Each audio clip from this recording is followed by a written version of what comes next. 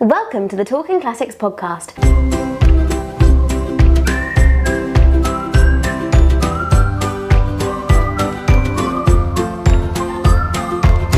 Nick, can you tell us more about our Lotus Elise that has just arrived? We bought it a couple of months ago. A little bit of what we do here, especially when it comes to our own personal stuff, is if we can find a really good example of a car that we enjoy or that we think is interesting and things, and it's low mileage and it's got the right history and ticks the right boxes, we tend to snap them up and put them in our own collection. And that's what happened with this. It was owned by a prolific collector. So it's one owner from new. I think it's got something like 11,000 miles on it. That's amazing. It's incredible. We had it in the workshop the other day. Boys are looking underneath it and it's like it's brand new. You look inside and you know that it's been owned by someone who enjoyed driving it, not just enjoyed owning it, actually enjoyed driving it. So you know that those 11,000 miles that are on it were happy miles. Yeah. Like they weren't, oh, I'm stuck in traffic on the M25. It was like, no, it's Sunday, I'm going out. So yeah, that's why we bought it. So and it's Craig, our director, is really enjoying it at the moment, isn't he? Yeah, he is. Even though it's funny, because sometimes we'll come in here to the workshop and we sometimes have to move things around. It is quite funny watching all of us have different styles of getting in and out of the car. I've not tried yet. No, but I'm not particularly tall, but I'm not particularly small, so I struggle. Freddie, bless him, is quite tall. And how tall are you, Freddie? I think he's like 6 foot. 6'5". 6'5". So watching Freddie try and get in it is quite fun. Watching Rob, who's also in our marketing department, try and get in and out of it is hilarious, because first time he got in it, he tried to get out of it by opening the door sill and couldn't work out where the door was. So I just stood there for 2 or 3 minutes and watched him struggle. Maybe this would be a good segment on one of our shows. How to get in and out of a Lotus Elise. I think we should have a race, like with a stop clock, see who can get in and out of the car quickest. But there we are. We are very lucky to have our very own Lotus Elise in our workshops at the moment. We thought it'd be really fun to figure out which was mine and Nick's, this is Nick from the marketing department, top 3 Lotus cars. So Nick, would you like to go first? Let's start with number 3. What is your third favourite Lotus car? My third favourite Lotus is probably one that a lot of people will probably like, is like one of the really early Lotus Esprit turbos, like the Essex turbo cars. Oh, they're really cool. I like those. Why do you like them?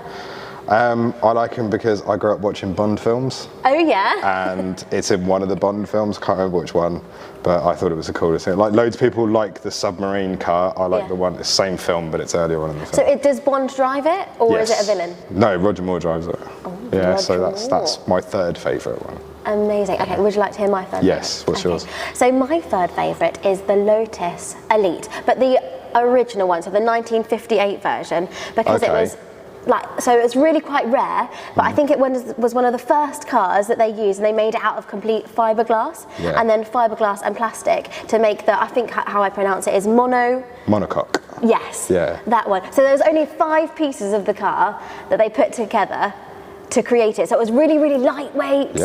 And fast and really fun, and I just love the look of it. I love the headlights when they're like poking out. They kind of look a little bit like the Frog eyes, but not like poking out. They're more smooth into the car. I think as well is the connection between that and the Elise was then later on, the Elise had the exact same construction.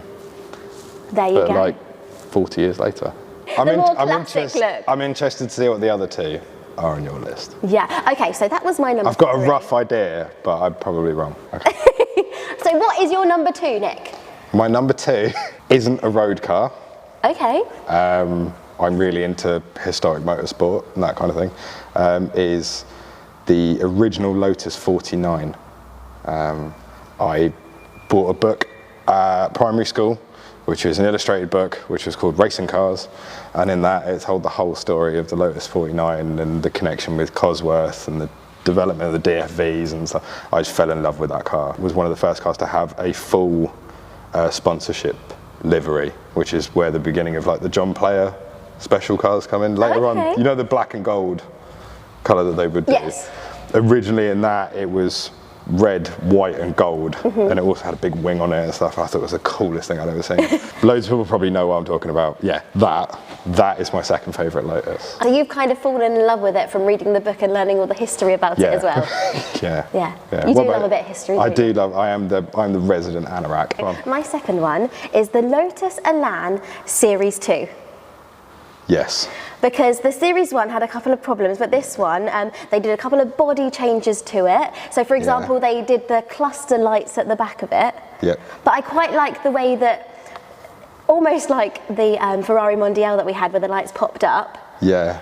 They were like, backs. they like rolled back. So they weren't like completely flat. It still had that nice shape, but they rolled back a little bit as well. As you can tell, I do like the look of cars. That's what I really go for. We had one for competitions last year. I think it was last year. Was it last year, Freddie? I believe so, yeah. Yeah. It's a red one which came in from South Africa. Oh, right. Which was a +2. So it wasn't the 2-seater, it was the 4-seater. And I've got to admit, that was probably one of my favourite cars I've ever driven around Bentwaters. There's no footage. There is no footage whatsoever of me driving it. But Freddie very kindly let me drive it to shooting. And that was... I was like, oh, okay, I completely understand Lotus now. And you can see why I had it as my number 2. Yeah. Also, I like the fact that, not like the Series 1, the Series 2 also had some safety involved because it had seat belts. Yeah. Seat belts and more deluxe carpet. It did. I always equated it to, perhaps unkindly, when I said that the carpeting in it reminded me of my nan's bathroom. Lovely. In that, everyone thought I meant that badly. I just meant as in it was plush. Last but not least, your number 1 Lotus. My number 1 Lotus, I have a sentimental attachment to that car for a variety of reasons. But for me, it was one of the first cars I worked on when I was a teenager working on race teams, is a Lotus Exige S1. I think that's probably that era of Lotus. The Ascioli era is probably one of the most pure versions of Lotus. Back to Colin Chapman originally launching it in a 2-car garage behind a pub in North London. Like, they were stripped back, they were what they were purely just to be driven. There was no niceties whatsoever. Yeah, I've got a soft spot for that. That's my number 1. And in actual fact, that is actually one of the cars that's on my list to buy. Oh, really? One of those cars. But yeah, what's yours? Okay. I don't know if I'm going to get this one. I was thinking the Lotus Cortina. First generation or second generation? The first generation. First generation one. Okay. First cool. generation with the twin cam engine. Yeah. Because so Ford, I was researching a bit more about it because I thought it's so beautiful, so I'll have a little look into it even more. So Ford of England asked Lotus to create a special Cortina, and I think they only made about 1,000 of them with the twin cam engines, which are so desirable now. Now, we've done a Cortina for a competition and I absolutely loved it. The look of it, the way it drived. So I just think that this, with the 2, Lotus and Cortina, smushed together, what can be more amazing? So the interest fact between one of your picks and one of my picks is the Lotus 49. Because the engine that was in the 49 was Lotus. This is the story goes.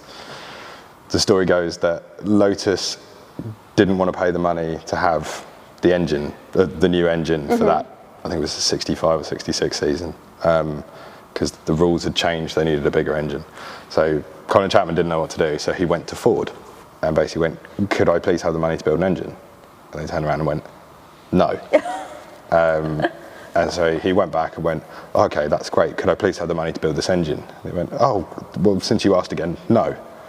So I was like, "Please, I really need this engine." They were like, "Okay, on one condition. We want to get into touring cars, or British saloon cars, as it was called then." And they went, "You run the team for us, part of the British Saloon Car Championship for Ford, as like a pseudo factory team, and will pay towards the development cost of the engine. But it was originally supposed to have Lotus, I think it was supposed to have Lotus Cosworth written on the valve covers of the DFE and end up with Ford Cosworth. So the connection with that is, yeah, we'll pay for it, but you've got to do a load of free work for us.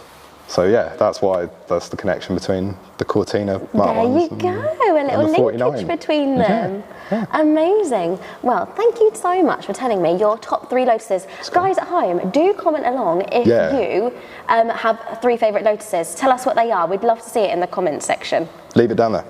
If you like this series, remember to follow us and leave us a review on the podcast platform that you use. It really helps us out.